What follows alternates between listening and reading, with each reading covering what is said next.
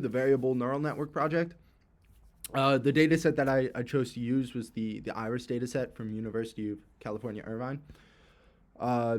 The data set's 150 samples, and it's 4-dimensional. First thing I did was normalize the data and split it into a training and testing set. Normalization-wise, I just made the mean 0 and the standard deviation 1.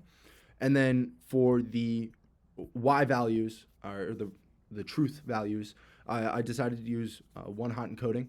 So here's a couple examples of that, because we have 3 different classes.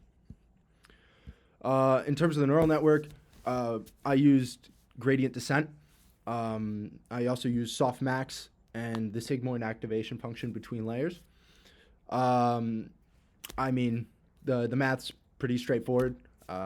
Forward propagation for our prediction, and then backward propagation to train.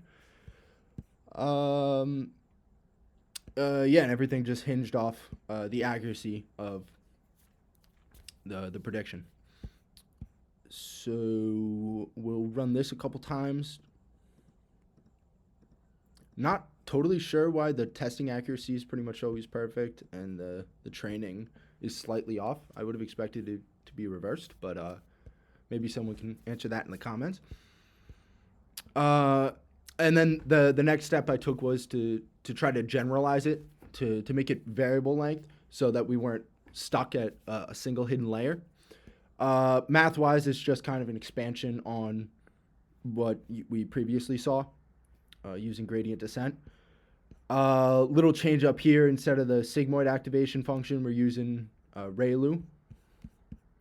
But we're still using softmax and still using gradient descent.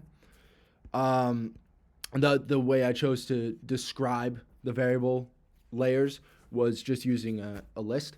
So here we have 2 hidden layers, one of length 32 or dimension 32 and the other of dimension 16, and then it's prepended and ends with the beginning and ending layer dimension respectively.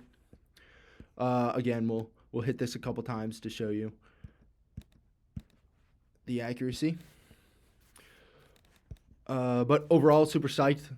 First experience with a neural network, and relatively straightforward. So cool things ahead.